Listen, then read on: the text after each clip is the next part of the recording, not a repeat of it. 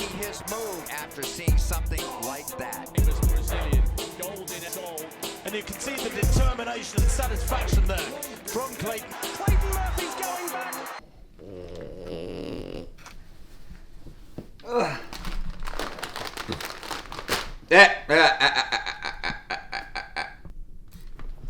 Thank you. What's going on, guys? Welcome back to the series.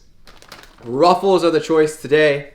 We're going to get through the first round. We're going to break that down for you. I'll break down the semifinals, and hopefully you guys can catch the final soon. So getting into Eugene, going into it, building into that the last couple weeks was pretty tough. I had pretty major hamstring strain about 10 days before this race. And at one point had no idea whether or not I'd even be racing in this race. I had to fly to Portland before and get some injections prior. I had a lot of tentative running prior to this race. I really only did pre-race, barely did pre-race, just kind of testing it. Still wasn't 100%. Warm-ups weren't 100% in this race, so there's a lot of unknown factors going into this race. And especially being the Olympic trials, there's a lot on the line. So we knew going into the race as well, being the third race or the third or fourth heat, whatever I was, we knew what the time was have to be. I had that in the back of my mind. We'd done a lot of analysis on the field, who was in it, and we wanted to get through this round with the least amount of obviously effort and energy, but as well as protecting that hamstring going forward in the rounds. Knowing I had to come back in a day and run again the next day, we wanted to make sure that that hamstring was ready to go, the body was ready to go, and there was no setbacks going into that second race. So I got lane 1. It's not ideal, or excuse me, lane 2, because not lane check. It's not an ideal spot, but in a prelim, I'm not necessarily as worried about it. Obviously, rocking the right arm only sleeve, as you guys saw last year. It was kind of the new thing I kicked in. I'll probably continue that. I like the sleeve. It brings back my sprinter part of me. Give the camera a little nod, always wink at the people. Acknowledge the people on the start line. Always give a smile. Coach always tells me that. Kind of my moment of non-tense relaxation prior to a race start. Obviously, Isaiah's coming off of NCAA, so I had this in the back of my head going into this race. And the weekend, knowing Isaiah was sharp, ready to go, obviously showed that just 2 weeks prior to that on the same track, running extremely well.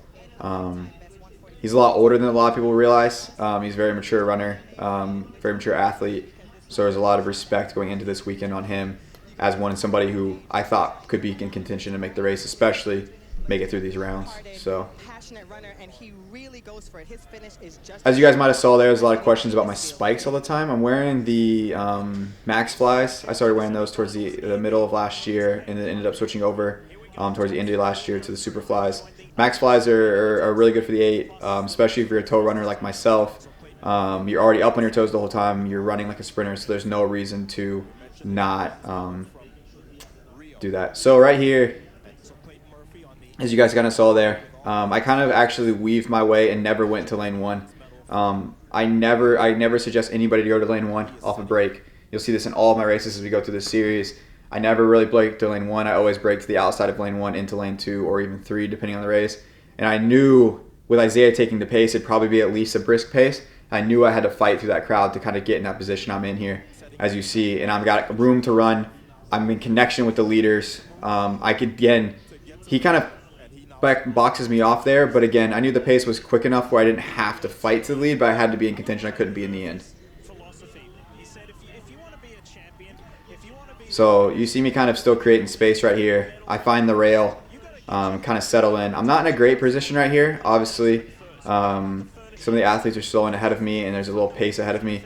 But I knew with it being the first round, I just wanted to really be able to run. We went through in 54. Wanted to be able to really run more of an even pace and not have to put a massive surge on with my hamstring.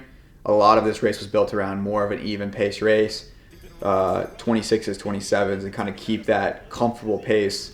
As you see, it strings out there. I have space here. I'm kind of really more or less maintaining. It looks like I'm kicking down the backstretch right here, but really if you probably look at the splits, look at the times, I'm more or less maintaining what we've already run. As you see, I'm not really straining at all right here. I'm almost running the exact same way I'm running. I just kind of come right alongside of Isaiah. See here, we go through in about 121, 122. So again, we went through 54, you go through 121, 27s all the way through. Pretty much what we ran all the way through.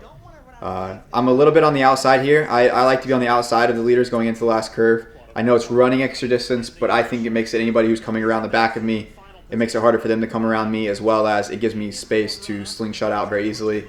And then, obviously, top 2 advance. I look back once. I look back again. Really just trying to be in control here. Look back again. Isaiah and I are pretty much hand to hand at this point. And we just pretty much 27s all the way through is exactly what it ended up being. Maybe a 26 on the end. Super controlled, super even pace. Hamstring felt good. You can see I'm actually like, I was pretty ginger after still. The hamstring's not 100% by any means. I'm trying to protect it as much as possible. And no one had any idea of that going into the weekend. I kept it under wraps for sure. So we're on to the next one.